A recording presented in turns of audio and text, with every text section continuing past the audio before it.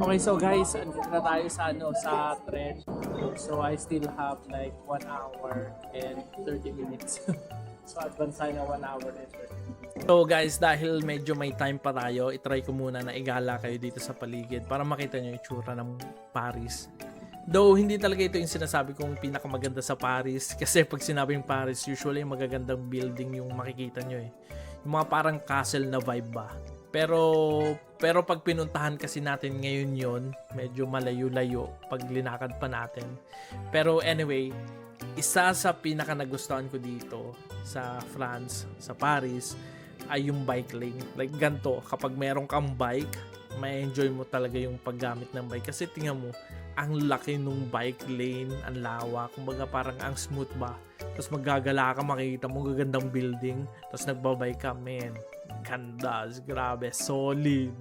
And guys, itong mga bike na nandito, never kong makakalimutan to. Kasi nung unang taon ko dito sa Paris, suki ako ng mga bike na to. Mura lang kasi to eh, like 7 euro per month. Per month guys ha, 7 euro per month. Tapos unlimited mo na magagamit tong mga bike. Like, kukunin mo lang yung bike na to, tapos lumibot ka na ng buong Paris, so sahanap ka lang ng mga station. Tapos yung mga station na to, parang halos kanto-kanto lang naman. Kaya solid talaga guys, grabe. The best experience talaga sa akin tong gantong bike, tas ang gaganda ng building ng mismong Paris mismo. Sayang pala talaga no, dapat nag-set ako ng ng kahit isang araw na gumala sa pinakasentro ng Paris mismo, tulad ng Eiffel Tower or ng Louvre or Louvre yung basa kasi nila. Anyway, next time papakita ko sa inyo yung pinakasentro ng Paris mismo. Pero sa tingin ko medyo matagal-tagal din ako makakabalik dito eh. Lalo na kung magiging mabait yung employer natin doon sa probinsya. Guys, nakikita nyo ba yung building na yon? Yung nag-iisang building na yan? Ganyan na ganyan yung nasa sentro ng Paris mismo. Like, grabe, makikita mo na dikit-dikit ganyan. Na mas maganda pa dyan eh, for sure. Mas maganda pa dyan, tas dikit-dikit. Tapos kahit saan ka tumingin, grabe. Parang ano ba explanation ko dito? Parang kang naglalakad sa loob ng game or sa loob ng parang fantasy land, parang ganun, grabe. Hanggang yun lang masasabi ko, sayang talaga, dapat pala nag-record talaga ako. But anyway guys, tulad na sabi ko, next time pupuntahan ulit natin yun, promise. So ngayon, balik muna tayo sa train station. Okay, so guys, grabe, ang sarap ng araw ngayon. Kasi dito, pag may mga gato na may araw, grabe, ang sarap. Kasi usually malamig dito. Tapos yung lamig talaga mapapasuot ka ng madaming jacket. Kaya parang ang hassle minsan. Like, ang bigat-bigat ng dala mo habang naglalakad. Pero pag gantong araw, sobrang nakaka-relax kasi halos isang t-shirt ka lang, tapos short minsan. Tapos lalakad ka, ang grabe, ang sarap. Okay, so guys, ito yung pabalik sa terminal ng train natin. So, pabalik na tayo para sure na hindi tayo maiiwan. So, ito yung Gare de Paris.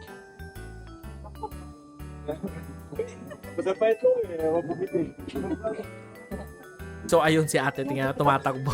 Naiiwan na yata ng train. So, mahirap talaga pag nag-aabot ka ng schedule. Mas maganda na laging may sobrang oras. So, ngayon, ganun tayo.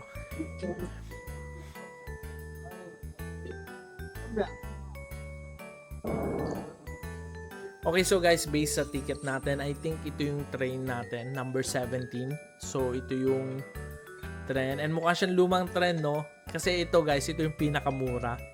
Like, yung ticket ko dito, 31 euro lang. Tapos, ang biyahe ko dito, 12 hours, guys. Tapos, imagine yung taxi ko galing bahay, papunta dito sa terminal na parang 30 minutes lang siya. 30 to 40 minutes, ganun.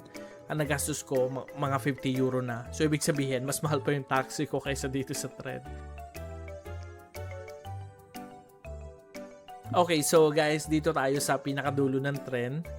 And ilalagay natin yung mga luggage natin. Tapos ito, andito pala guys yung natin, CPU. Grabe, ang bigat guys. So, bali dalawang ganto, dalawang maleta yung atin. Yung isa may CPU, tapos yung isa may monitor na nakabalot lang sila ng mga damit para sure na hindi sila maalog. Kasi syempre, ito pinakamahalaga sa atin guys. Pag nasira to, patay. Patay tayo, wala tayong pagkukuhanan ng pera.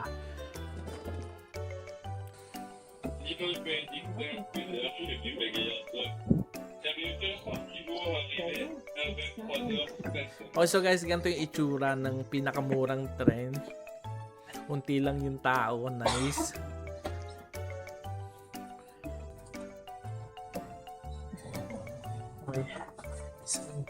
Okay. Oh, sorry. So guys, lupat muna tayo dito. So guys, ito, nagre-rehold na ako. Grabe sa nakakapagod. Kinuha ko lang upuan nung isa kasi maganda yung ano dito. Maganda yung angulo dito. Saka unti yung tao. So, yun lang. Ito yung pinakamurang train. Kaya, 12 hours to. 12 hours na biyahe. So guys, singit ko lang to. Dito pa rin kami. Medyo ewan ko kung anong meron. Pero parang nagkaroon ng delay. Delay yata or stopover. Pero parang 3 hours na kami nandito. Siguro, tumutunog. Let's be balis na. Pero, ayun nga. Ito ano lang to guys. Parang 31 euro. Tapos ang ano pa dito, yung ticket na binayad ko dito, mas mahal pa yung taxi ko from bahay to station ng Paris. Kasi ito 12 hours na biyahe. Pero, yan, ganun yung tsura niya guys. Alright? So, yun lang. Okay, so guys, good morning sa inyo. 12 hours na tayong nandito sa tren. Pero guys, tignan nyo, ang bitana natin. Ramdam mo na yung countryside. Diba? Oops, teka. Alarm, guys. 7:04. Kasi itong time na to, guys, 7:04. Usually, nag-aasikaso ako ng computer. Like, meron ako mga schedule na oras, na gantong oras, ganto gagawin ko sa computer. Kumbaga, ito yung parang workflow ko everyday sa computer. Pero ngayon, dahil nasa biyahe tayo, wala mo ng computer. Pero guys, tignan nyo naman tong nasa bintana natin. Grabe, ibang-iba na to sa Paris. So, welcome sa countryside ng France. Excited na ako guys. Mukhang malupit-lupit tong journey natin dito guys.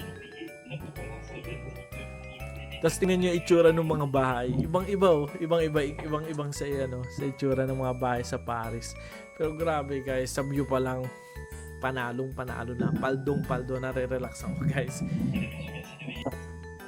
And also guys, we're here kasi nagre-ready na rin mga tao, nagtatayuan na sila.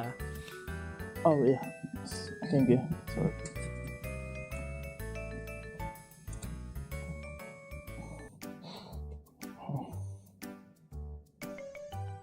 At ayun guys, muntikan pa natin makalimutan tong charger ng cellphone natin.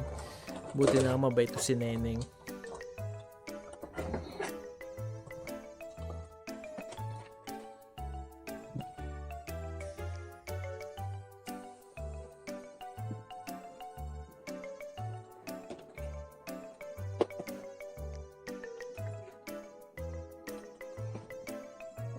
Okay, so guys, we're here.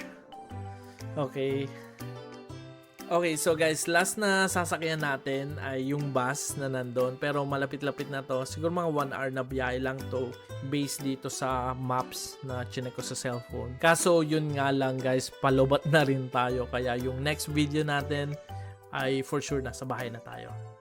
Alright, so see you guys para sa siguro house tour tayo agad. House tour gagawin natin. Alright, see you guys.